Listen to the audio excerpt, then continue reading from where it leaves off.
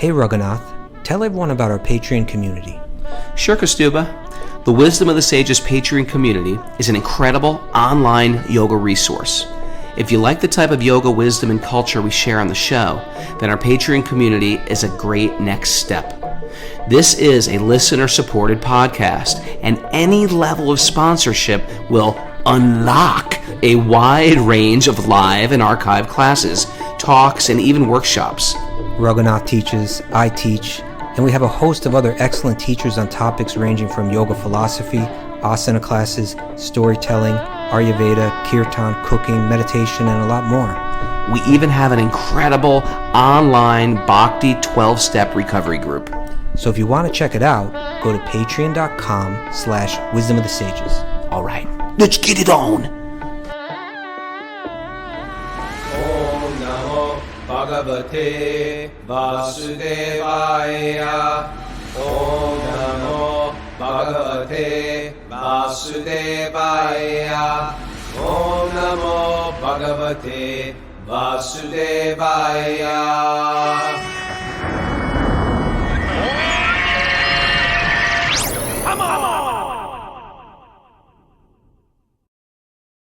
Live from Super Soul Farm, this is Wisdom of the Sages, a daily yoga podcast with your host, Raghunath, and co-host and senior educator of the Bhakti Center in New York, Kostuba Das.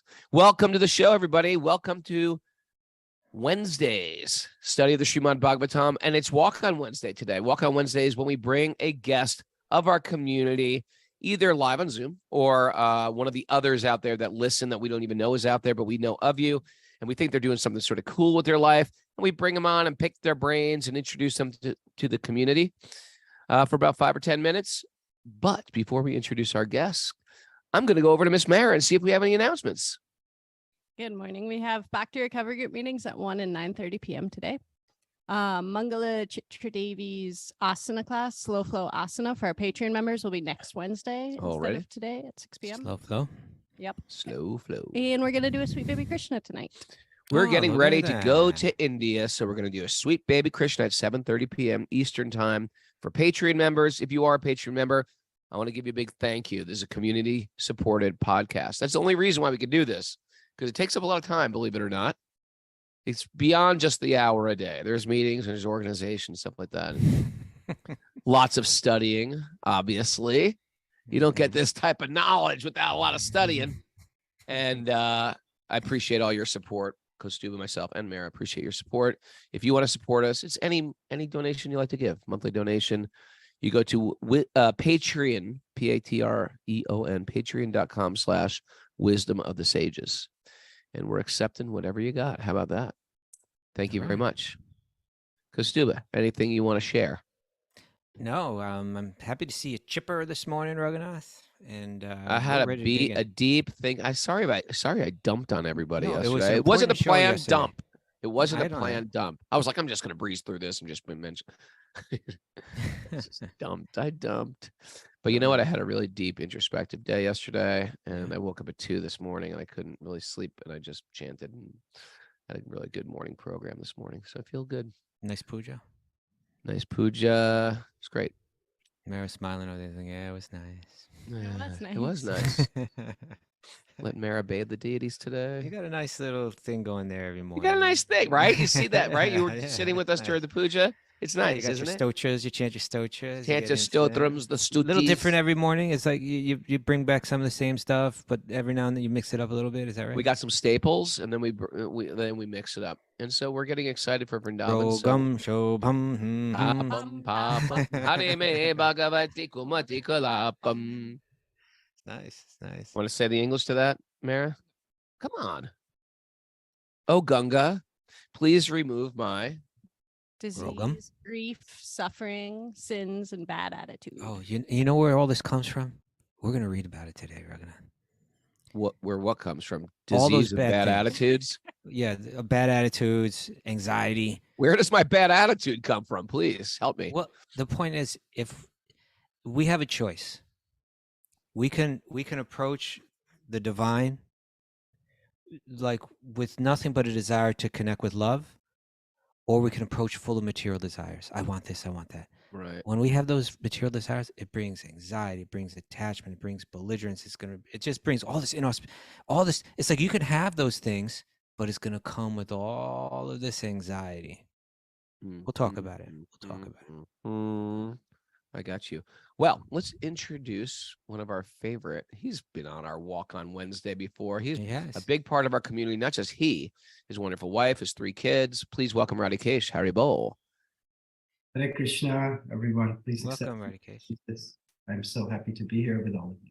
Radhe K has been Walk on Wednesday. He's also been featured as one on Interview Day, telling his incredible story. I highly recommend you look up on YouTube that Radhe K on Wisdom of the Sages interview. She'll get us the. She's on it. She's going to put that link up there. Good job.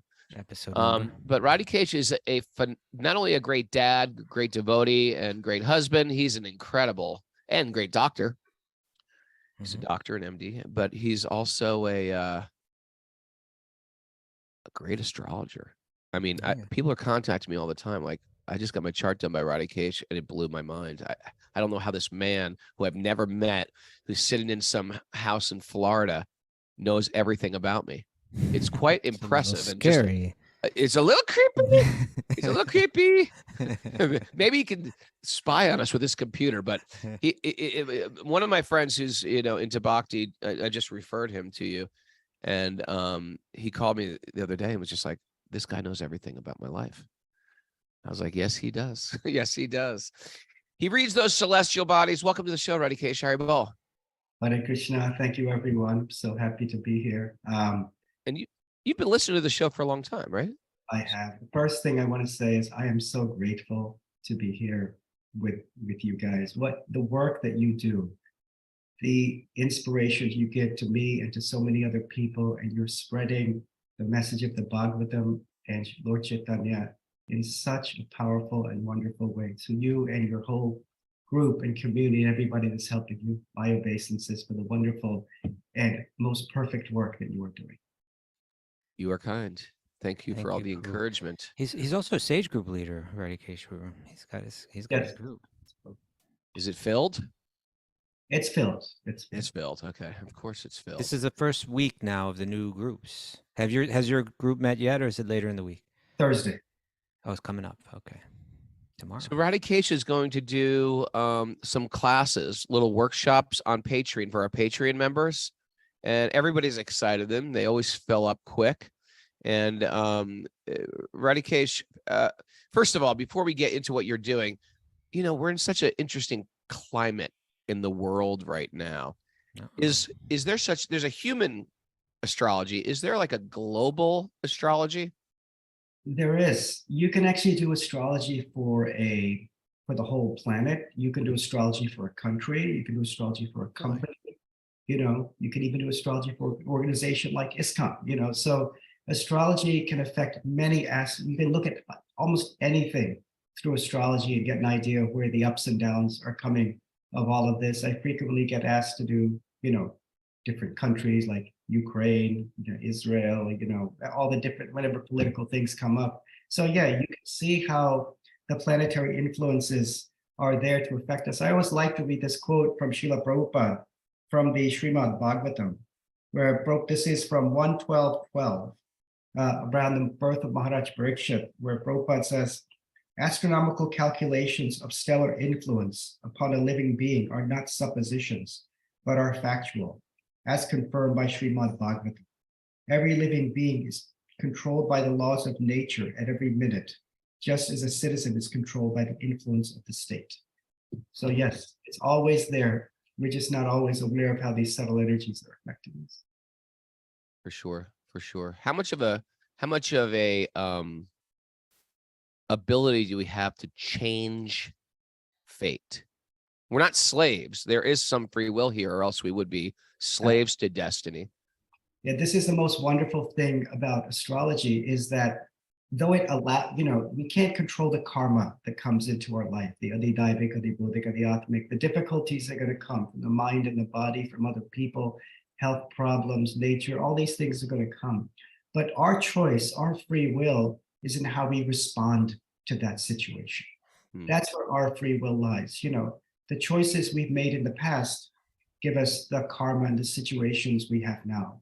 And the choices we make now will determine our life in the future. So when we make those choices based on wisdom of the sages, the Srimad Bhagavatam, things from spiritual intelligence, then the results come very nicely.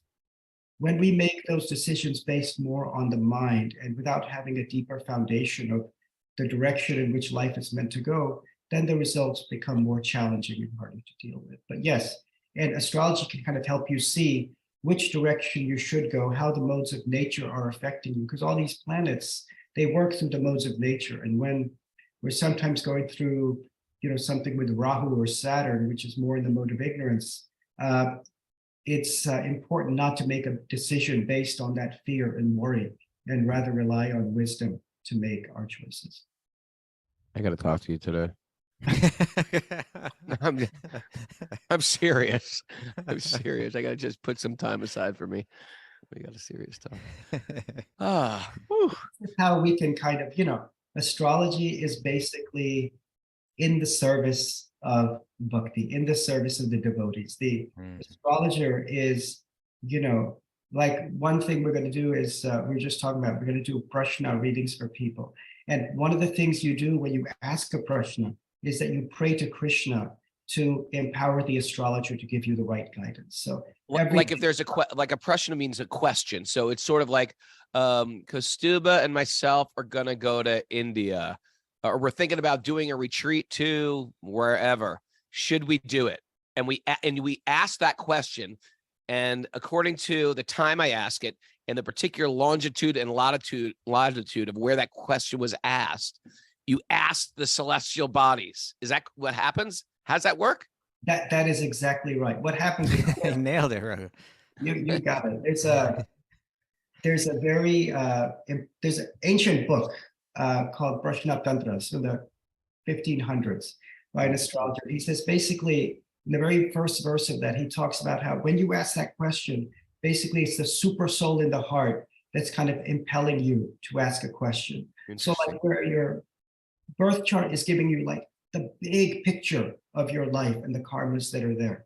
And then a yearly chart will be a little bit smaller view, and we're looking at a particular sub period gives an even smaller view.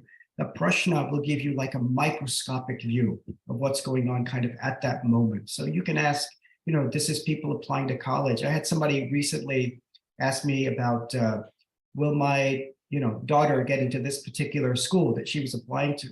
And so you could look at the prashna, and I told her, I said, yes, she'll get in, but she's not going to like it there. So you can see so many things. And the only reason she wants to go there is because you're forcing her to go.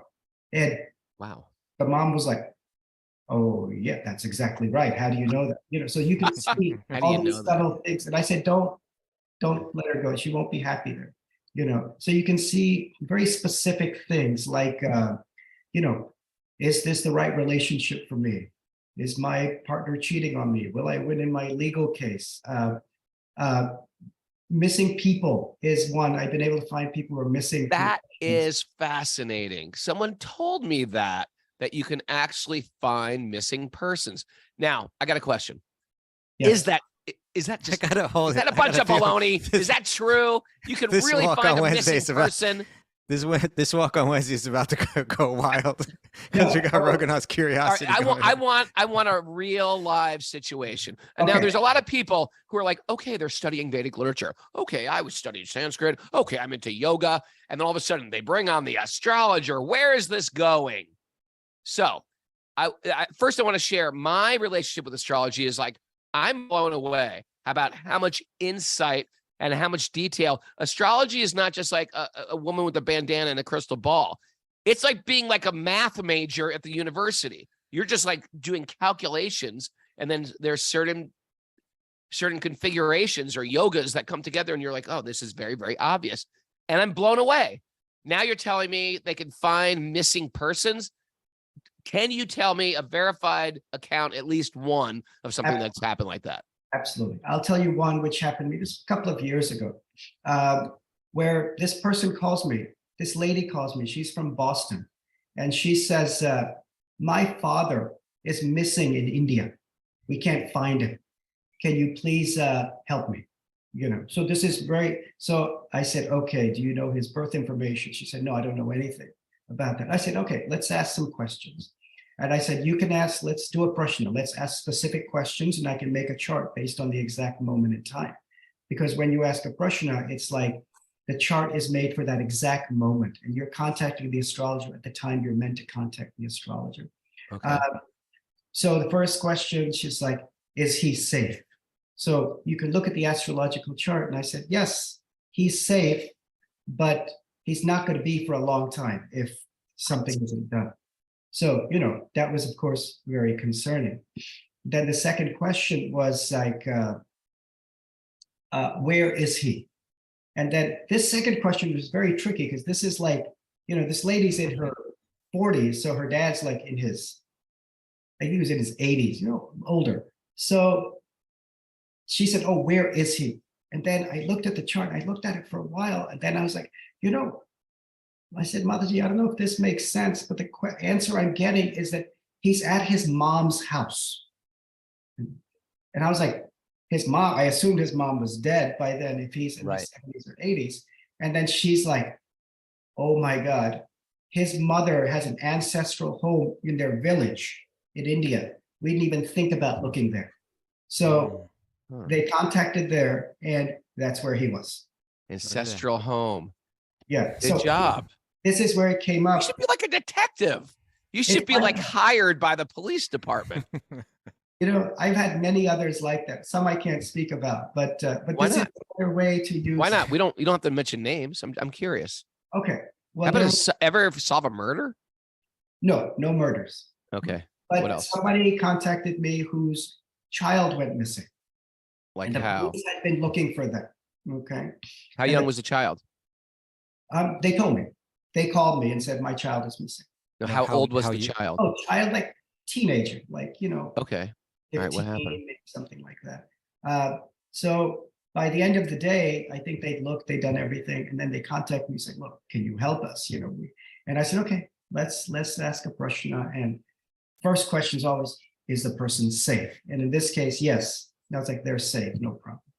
And then we asked the second question was like, "Did they leave of their own free will?" And so again, this is a question you looked at. I said, this looks like some kind of romance or some kind of relationship issue. But yes, this person left of their own free will and they went with like their boyfriend or something like that. And sure enough, they found out that this girl ended up leaving town without telling her family and flew to where her boyfriend was. Secret lover. Interesting. Yeah, so you can really see this, but what it does, it kind of gives you some kind of clarity and peace of mind that everything we're doing, Krishna's involved.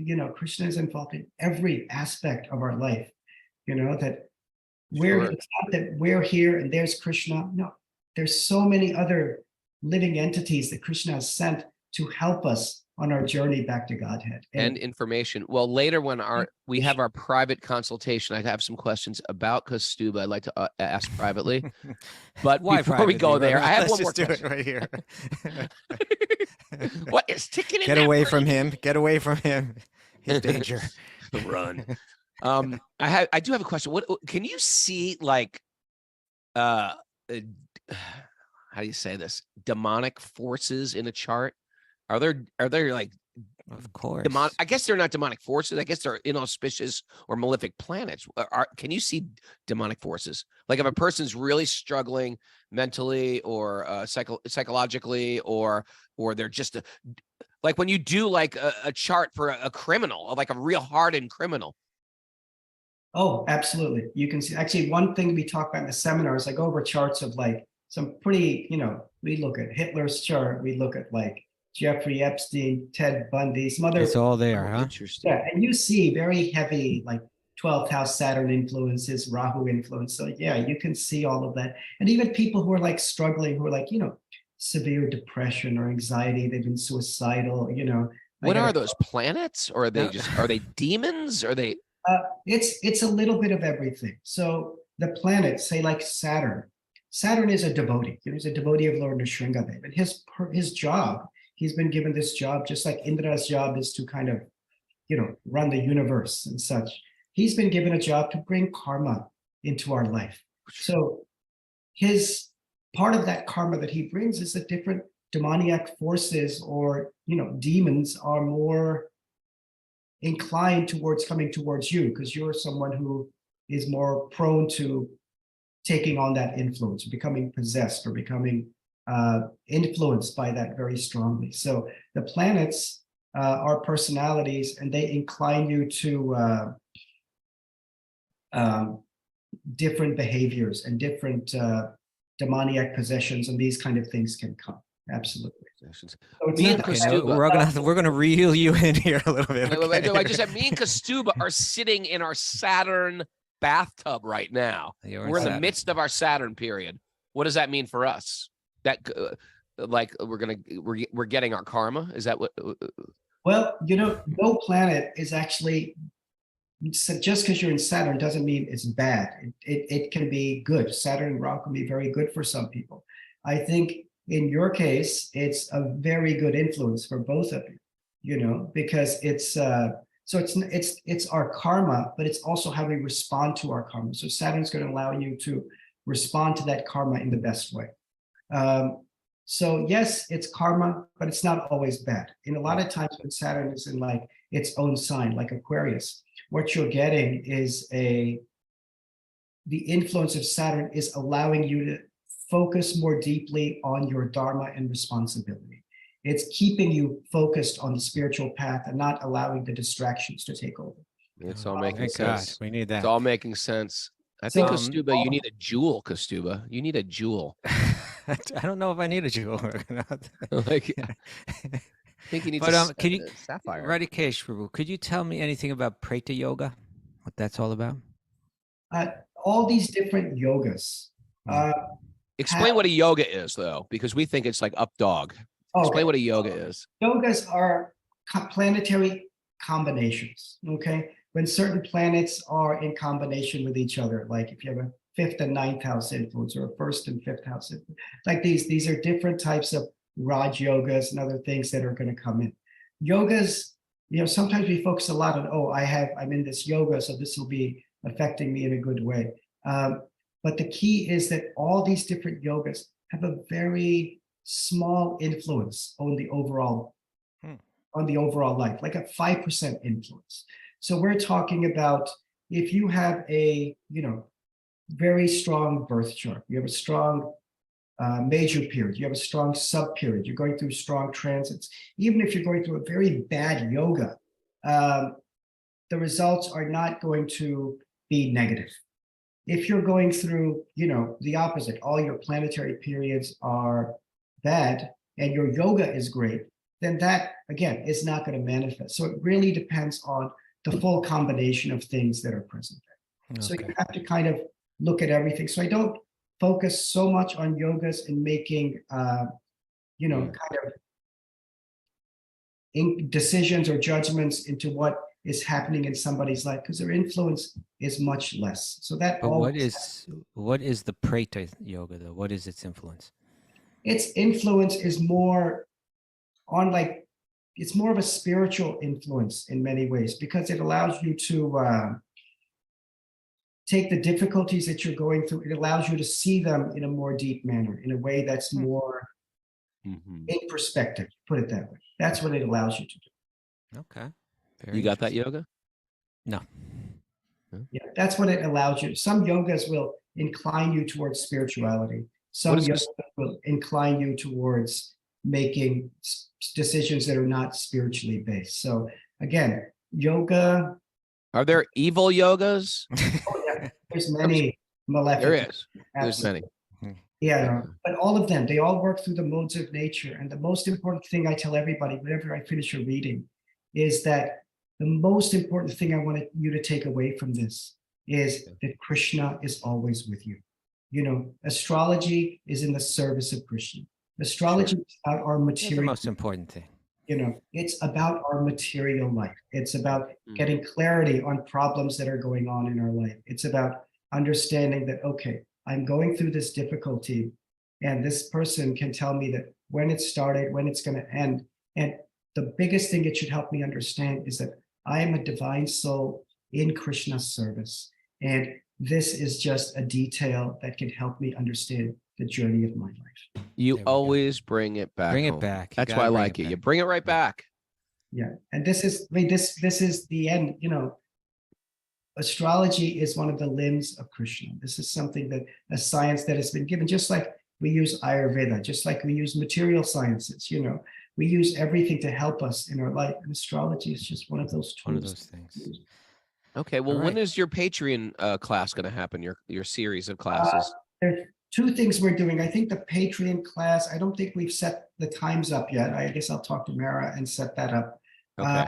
And then we're going to do one where everybody can ask a question. Ooh, a Prashna.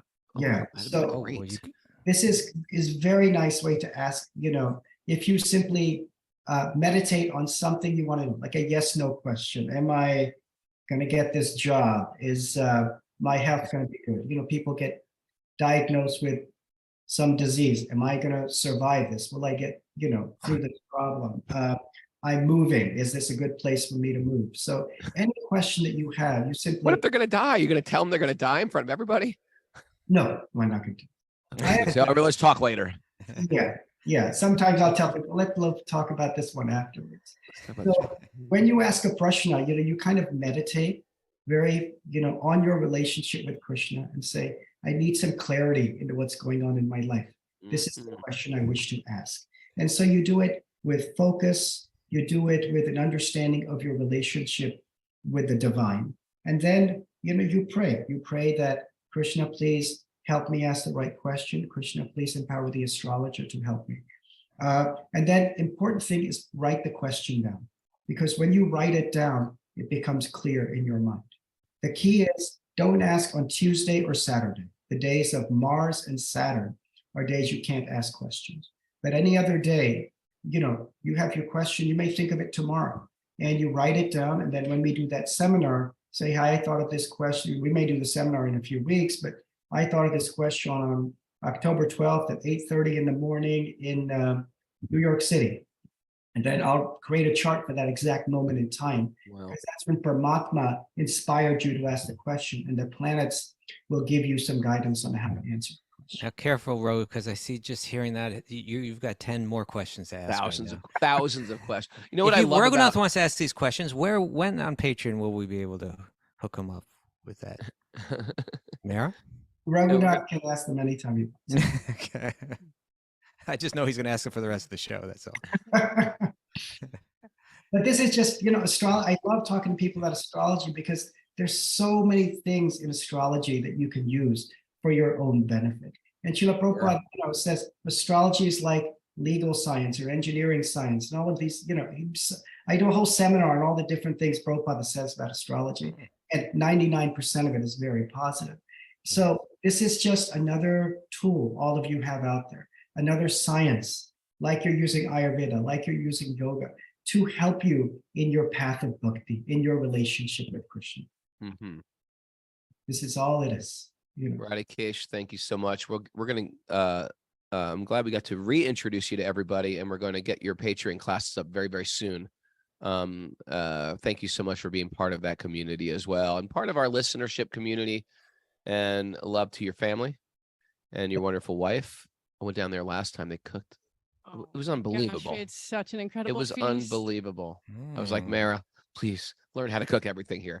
He knew exactly what you wanted by your astrological chart. And then you had it They all planned the figured out. menu. I think I told her you guys may be coming down in December, and she was really excited to cook for you again. Oh It's, my God. she's Oh my God. so happy to do that. That's So a she culture, felt isn't very it? honored actually to be able to do that. What a culture, huh? Yeah. I got to learn from your wife how to treat Kastuba when he comes. He's like, okay, what are we having for breakfast? I was like, Dog we're hair. doing intermittent fasting for breakfast, Kastuba. There's a Lara bar in the cupboard if you want. Thank you so much for. Now, Mara Thank took you so- really good care of me. She came up there, and I had vegan sushi and Yeah. homemade bread roasted over the fire. Actually, you guys are a topic of discussion in our house almost every day. Oh, it's so sweet. You He has guys 3 wonderful daughters too. You guys are incredible. And like I said, I am so honored to even be able to spend a few minutes just sharing in the work that you are doing in spreading this beautiful message of Lord Chaitanya and Srila Prabhupada all over the universe. So my obeisances to all of you. Ours to you. On ours to use. And if you really mean it, let's get our kids married. What do you say? We can become father-in-laws. What do you say? Is that what Put your- put your money where your mouth is? Put your daughter where your Marry mouth your is. daughter to my son right now. Let's betroth them on the air. All right, let me. Well, let's look at the charts first, Let's Raghu. check, we got to check the charts. That's reasonable. That may not be a bad idea, Prabhu. Okay. All right, Prabhu, thanks for joining us.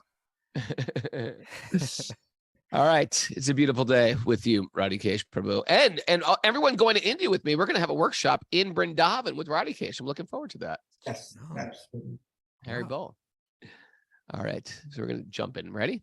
Narayanam namaskritya naram chaiva narottamam devim saraswatim vyasam tato jayam mudirayat.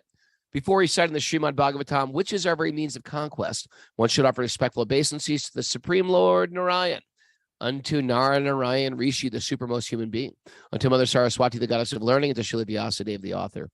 Nasta prayeshva bhadreshu nityam bhagavat sevaya, bhagavati uttamasloke bhakti bhavati naishtaki, by regular attendance in classes in the Bhagavatam and by rendering service to the pure devotees.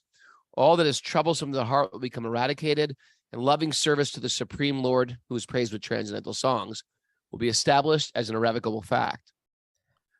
Om Jnana Tamarandasya Jnananjana Salakaya Chaksurun Militam Yena Tasmai Shri Gurave Namaha.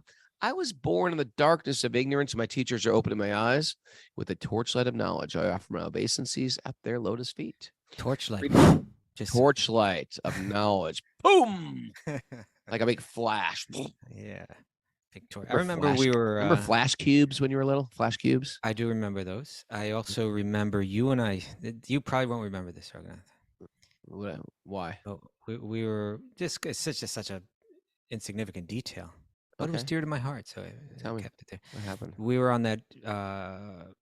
We were on something in India, and it was likely the Navadvipbandha Parikrama, or it may have been something in Vrindavan. I forget. But in India they call a flashlight a torch. Yeah, torch. Like a little torch. It's a British thing. Is it? Okay. I think And so then they said something like, and everyone please bring a torch. It used to be that And did I get all excited or something? A torch! yeah, you just said some joke like, yo.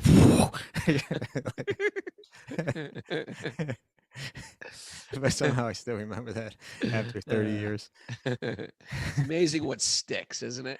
Yeah, it's weird. All right, what do you say your we dive camera into just the went off. sweet honey pot of the Srimad Bhagavatam? Your camera just went off. Oh, I'm just banging stuff around here.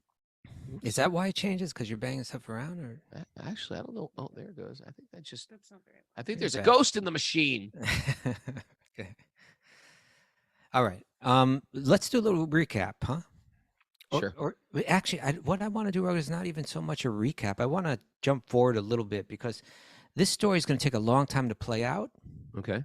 But I think if we know a little bit more about it as we're reading it, it'll be a little bit more meaningful, So where we're all right now, we're in the 6th canto. What is the 7th chapter? I think we're around text 13 or so today. Yeah. But Indra, we're getting a picture of Indra. Oh man, he's successful, isn't he? And He's got everything. He's got it all. And not only is he like materially successful, but he's a devotee. He's devoted to Lord Vishnu. Same Yeah. time, he still wants some material things in his life, and so his devotion isn't entirely pure. His devotion, he identifies, I'm Lord Vishnu's devotee. I can relate. Well, we all can, and that's why we need to hear this, right? Yeah. But what we're going to see is how much pain are mixed. When we mix this other stuff into our pure devotion, Right. it just brings us pain and anxiety and so much suffering. So we're going to see Indra really go through it. Although he's you think, okay, well, if I was in his position, I'd be happy. Not only do I have all this incredible opulence and so many pleasures. But and I'm a devotee, so nothing bad's going to happen to me, right? Mhm. But we see that what happens to him is he got a little lost in that. He got a little carried away, and he was slipping, and He offended his and guru. he offended his guru, not even intentionally. You're sort of just like full of yourself. Everything's going good, and your guru comes in, and you're just like, whatever. Yeah. No, He got no. cloudy, You got a little His, cloudy. yeah. So now what we're at right now is his guru walked out on him, and it was bringing in inauspiciousness into his life big time. And he recognized it right now because he is a devotee and he knows what's right and wrong. He would have never gotten to that position without being very dharmic. I mean, Right. extremely dharmic, right? But again, he's not full on Bhagavat dharmic. Yeah. Pure love is not his thing. And Krishna's going to help him by putting him through the ringer. And it's going to happen in all kind of embarrassing and humiliating ways. And what he does is, Are you saying getting put through the ringer is a good thing? when it's bad, it's good, Raghunath. When it's bad, it's sometimes very But good. what's better is that you don't have to go through that because you Make the give appropriate yourself choice for the purely. yeah. Pure devotion is all you want. Sure. So he's going to what's going to happen now is because he's weak now, all this inauspiciousness has entered his life, and the asuras, the demons, are going to attack, and they're going to be a mess. They're going to have to run to Lord Brahma and say, help us. Brahma's going to hook them up with another priest, and but because that priest has some connection with the asuras, with who Indra considers his enemies, that in his fear, I might lose my position, I might lose my opulence, I might lose my fame, and my, in all this, Indra, in that, it's almost like a Shakespearean kind of tragedy kind of thing, Right. He becomes just so lost in that, so confused by that, so bewildered by that, he kills this priest. Then the father of that priest, he's creating he's doing all kinds of rituals to create this being that will kill Indra. He's also has that karmic mentality. He doesn't have any, and because he chanced the mantra just a little bit wrong, the being is born that gets killed by Indra. Now Indra has to fight this creature is called Vritrasura. This creature born from the demon lineage for the purpose of killing the devotee, Indra. He actually has pure devotion. He's not like Indra. He doesn't have it's not mixed with anything. It's pure. And so now, while Indra has this, Indra had to approach the sage Dadichi to get his bones to create the weapon that he could kill this creature with. So even that was like messy. This is so witchcraft. It was but bones. It was so messy because he had to go to this sage who he had offended before and preach totally hypocritically to him. Like, well, you shouldn't be attached to your body, right? It's like Indra's, the whole reason he's doing this is he's totally attached to being the Indra, being in that position. And now he has to like embarrassingly go and beg in front of a sage, why don't you give up your body? Don't be attached to your body, and so that he can get the weapon that he needs. And so he's holding that weapon, and he's having to fight this monstrous, terrifying being who's a pure devotee. He looks like the most horrible demon in the world. And it's one thing to fight like I'm fighting good against evil. It kind of gives you some morale and everything. But what's happening is that apparently evil being is just everything that's coming out of his mouth is like pure devotion. It's like, holy, who am I killing here? Don't judge a book by the cover. Yeah. And there's hope for those who are born in demon lineages. It's true. And so it's just such a messy thing for Indra. It's like, oh no, he's better than me, but it's my duty to kill him. Who am I? Am I the demon? Am I the devotee? I don't know who I am anymore. It's really messy. But I just wanted to read just a couple of the verses that while this battle is going on, and Vritrasura is encouraging Indra, kill me. Come on, step up and do it. Kill me. I'm not afraid because I have nothing but love for Krishna. So why should I fear? I feel sorry for you,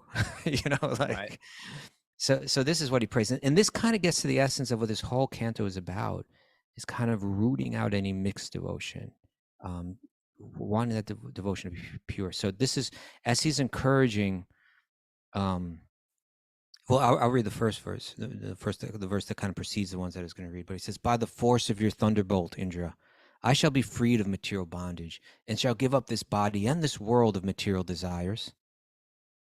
Fixing my mind upon the lotus feet of the Lord, I shall attain the destination of such great sages as Narada, just as Lord Sankarshan has said." Right? So he's like, you know, I'm going to be free. Your attachments are going to keep you in this world.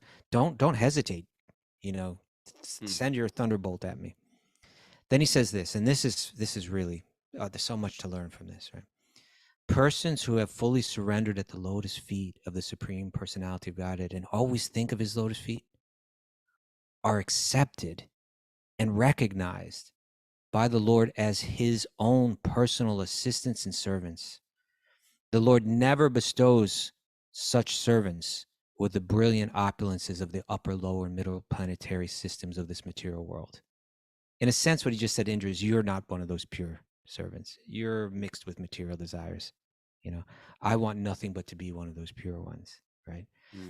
He says, when one possesses material opulences in any of these three divisions of the universe, their possessions naturally increase their enmity, anxiety, mental agitation, pride, and belligerence.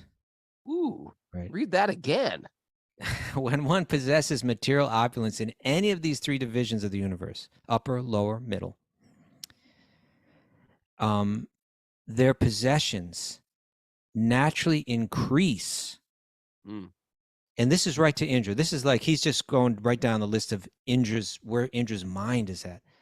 And naturally increase their enmity, their anxiety, their mental agitation, their pride, and their belligerence. So all these good karmic things that Radhe K can see in your chart, that good karma, watch out. That is like a very, very precarious position to be, because he can become bewildered. Like that the verse we quoted yesterday, but Bogaishvaya Prashaktanam, those who are attracted to material Boga and Aishwarya, material opulence and material enjoyment, and are bewildered by such things. You can have those things, but not bewildered by them. Yeah. As we were saying yesterday, that you got a lot of great karma. That's okay. The devotee still stays sober. Right. Once you get carried away by it, all these other things creep in. Your good karma destroys you. Yeah. And you know, listen, think about this, Raghunath. We're talking here about someone like Indra, he's a devotee. Right. But it's a mixed devotee. And what does that lead to? Enmity, anxiety, mental agitation, pride, and belligerence. You know, we notice that even within the community of the Vaishnavas, of the devotees, right, where there's not pure devotion, there's always rivalry, always some bitter, even within that community, right? Yeah, because it's so powerful. It'll smuggle its way in to a sacred circle. We got to be careful what we bring in. Yeah. You know, our suspicion, our we're right, they're wrong. We're the ones that they're really bad, actually. You know, it's just like, you know, they're all devotees. They're all devotees of the same Lord, you know. Arguing about this and that. It's gone on in the Christian church. It's gone on through religions versus religions. You're going to let that enter into Sanatana Dharma? Come on, people. So here's Indra like killing a priest because he's afraid of his enemies, and now he's got to fight and kill this pure devotee demon. He's just going through it. His whole world has become confused by his material desires, you know. So it continues. It says, thus one goes through much endeavor to, I'll read it again just so that this flows nice. The Lord never bestows upon such servants, those pure ones, right? Those fully surrendered ones. The Lord never bestows upon such servants the brilliant opulences of the upper, lower, and middle planetary systems of this material world. When one possesses material opulence in any of these three divisions of the universe, their possessions naturally increase their enmity, anxiety, mental agitation, Right. Once you pride, and have something, you're belligerence. scared. Oh, someone's going to take my thing. Yeah, Someone's it's going like, to take my stuff. well, you're trying to hang on to something that's just a ball of anxiety. Thus, one goes through much endeavor, so much endeavor, to increase and maintain their possessions, and they suffer great unhappiness when they lose them. You know, Indra, It's- what did he Sometimes do? it's totally out of your hands too, right? It's like Yeah, that you, can happen you've too. lost everything and it was completely out Yeah. of your hands. It was Yeah, not and a so bad much endeavor, calculation on your part. Yeah. working so hard to try to keep something that's just bringing you anxiety anyway. So then the next verse, he says, our Lord, the Supreme Personality of God, forbids his devotees to endeavor uselessly for religion, economic development, and sense gratification. Oh, Indra, one can thus infer how kind the Lord is. Such mercy is obtainable only by the unalloyed devotees, not by persons who aspire for material gains. It's like interest is like, stop, you know, it's like, Right. you're like, you know, you're reading my mind. You're like, it's just such a weird, ironic kind of bizarre situation that Indra finds himself in. Right. You know, isn't it ironic? Okay. So let's go ahead and pick up where we left off. Were we on 13? Is that where we're at? Yeah. Okay. 13. If a person says one is situated on the exalted throne of a king, should not stand up to show respect to another king or a Brahmin, it is to be understood that he does not know the superior dharma or religious principles. Okay, so Indra was sitting on his throne and everyone was entertaining him and he was the big shot, and then his guru walked in and he failed to stand up and respect him properly. I got something for Indra. You know what it is? Uh-oh. You had to be a big shot, didn't ya? Wouldn't get off your throne. You had to have the 1,000 eyes. Gotta be. Well, that's going to come later. All right, ready? Leaders who have fallen into ignorance and who mislead people by directing them to the path of destruction, as described in this previous verse, are in effect boarding a stone boat. All aboard the stone boat. The stone boat is setting sail. And so, too, are those who blindly follow them. Right? People, leaders who have fallen into ignorance and who mislead people by directing them to the path of destruction, right, are in effect boarding a stone boat, and so too are their followers. A stone boat would be unable to float and would sink in the water with its passengers. Similarly, those who mislead people go to hell, and their followers go with them. Okay. So let's face Indra saying, if someone were to come up and tell me, no, it's okay that you didn't honor your teacher properly, he's saying, no, then they don't understand anything about Dharma. I understand that I need to go find him right now. That would be really bad advice. He gets Dharma. He knows it. He wants to follow it, but he doesn't want to give up his material desires at the same time. As a matter of fact, that may be largely what's motivating him. Like, I know bad karma is coming my way if I don't deal with this now. You know? Yep. Okay, text 16. 15. King Indra said, therefore, with great frankness and without duplicity, I shall now bow my head at the lotus feet of Brihaspati, the spiritual master of the demigods, because he is in the mode of goodness. He is fully aware of all knowledge and is the best of all the brahmanas. Now I shall touch his lotus feet and offer my obeisances unto him to try to satisfy him. Nice. While Indra was... Oh, hold up. But let's just look at one thing quick here. Slow down. He's whoa, Nelly. Slow it down. Slow flow. Honey flow. Okay, so we all may do the external etiquette, right? Perform the external etiquette.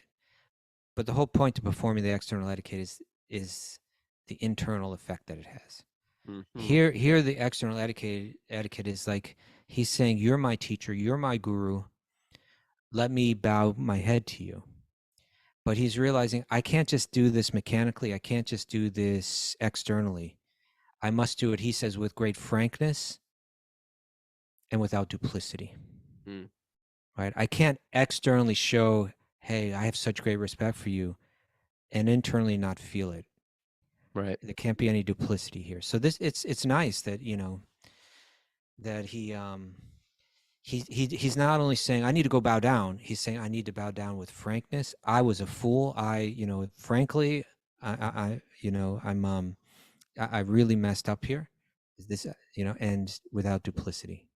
You know what else I got to say to Indra? Oh, here we go. Bow down, mister. Okay, Hare Krishna, okay. Hare Krishna. See, bow right down, here, you have to mister. realize We say Radhe Sham. right here. Please. We got to get Boy George on the show. All right. That is a hit. That's a Krishna conscious hit. Maybe one of my favorites. Okay. While Indra, the king of the demigods, thought in this way and repented his own assembly, Brihaspati, the most powerful spiritual master, understood his mind. Thus he became invisible to Indra and left home. For Brihaspati was spiritually more powerful than King Indra. He's going to let him go through it. You know what? He said sorry, but we're still going to make him feel. He hasn't even had the chance to say sorry yet because he can't even find him.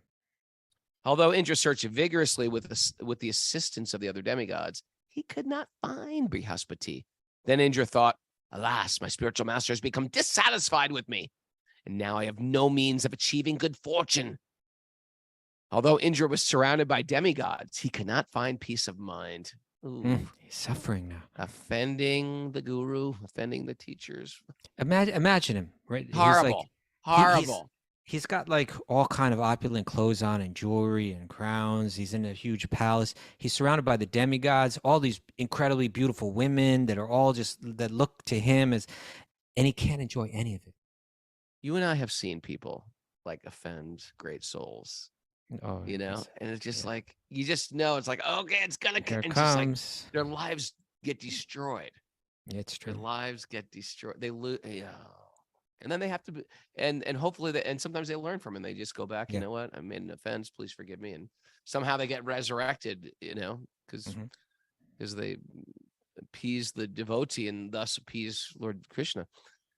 Demigods, hearing of the pitiable condition of King Indra, the demons, following the instructions of their guru, Sukracharya, equipped themselves with weapons and declared war against the demigods. So they knew it.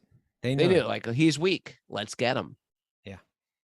The demigods' heads, thighs, and arms and other parts of their bodies were injured by the sharp arrows of the demons. Ouch. The demigods, headed by Indra, saw no other course than to immediately approach Lord Brahma with bowed heads for shelter and proper instructions. Okay. Brahma is on a higher planet than Indra. He's not the same kind of like material enjoyer as Indra. He's not the same kind of power guy as Indra in a sense, like ruler. Shanti. He's peaceful. Yeah. For the most part. A few mistakes. He's pretty sage-like. And so he's often the voice of reason when the other devas are all confused. So now they go to him. I mean, Brihaspati's gone. Oh my God, let's go to Indra. We need some help. Yeah. Brahma. Let's go to Brahma. I'm sorry, Brahma. Yeah. Brahma. Lord Brahma said, when the most powerful Lord Brahma saw the demigods coming towards him, their bodies gravely injured by the arrows of the demons, he pacified them by his great causeless mercy and spoke as follows. What did he say? Lord Brahma said, O best of the demigods, unfortunately, because of madness resulting from your material opulence, you failed to receive Brihaspati properly when he came to your assembly. Because he is aware of the supreme Brahman and fully in control of his senses, he is the best of Brahmanas. Therefore, it is very astonishing that you have acted impudently towards him. Because of your misbehavior toward Brihaspati. And maybe we could just examine this a bit, because I think if we hear this externally, it can sound almost as like, well, what? He made one little mistake and now they're all supposed to. Now they're all getting shot with arrows? Yeah, exactly. It's like, even he wants. But I think, a way that we can understand this is that whatever they suffer is for their own good. Right. Whatever it's the idea is that when we become ignorant and callous towards that which is healthy, in one sense, you could say, for us, then just as like pain is an indicator of like danger in a particular direction, you know, Right. like the pain from touching something too hot or whatever, that the pain kind of is the warning that you need to change something right now, otherwise worse things will come. Yes. So in one sense, that's what's happening here, is that Brahma can see this, is that you're all in this very high position in the universe. You're at the upper levels of the universe. It's important that you see things clearly and understand things clearly, and because you don't, this reaction is coming to you, right? So they're feeling it, and he's getting to the heart of why it's there. Okay. Also, offenses weaken us. Offenses break us down. Offenses make us act inappropriately, and yeah. How about Okay. that? Just adding that in there too. Okay. Okay. Guess what? It's time to go. It's 8:59. Is it? Oh man, It's we're just time. getting- It's Okay. time. It's time. Miss Mara, what can we take with us today? I need something to hold on to today. I got some good Would you- stuff. Do you? Yep. You always appear like you got nothing going on over there, but you're actually unbelievable. When we approach God with material desires, it brings anxiety and distress. Oh, and other stuff too. What was it? Belligerence. Belligerence. Yeah. Other stuff, right? Make our Agitation, choices. Yeah. mental agitation, enmity. Make our choices and decisions based on spiritual wisdom. Yeah. Okay. Mhm. Like that. Krishna is involved in every aspect of our life. Respect. Highs and lows in the material world are temporary. Krishna's love is permanent. Ooh, There you it's go. pretty. It's pretty. Yeah, I think that was sort of from Radhe K. Okay. Oh, okay. Yeah, from the You beginning. get some takeaways around a case. Yeah, he always does. There's hope for those born in demon families. Good Sometimes news. people Good need to hear that. What are you saying about Grandma Terry? External etiquette is for our internal effects. Okay. Okay. All right. I like that one. Our material opulences increase our enmity, anxiety, and pride. All right. Yep. Belligerence as Okay. well. Yeah, Belligerence. and belligerence. Offending great devotees can destroy our life. Boom. And Mm. strive to be a great devotee, not an Indra. All right. Okay. There we go. All right. Hey, I want to thank Radhe K Sharma for joining us today, our Sage Group leader, our master astrologer. We love him. And we're looking forward to his Patreon classes coming up.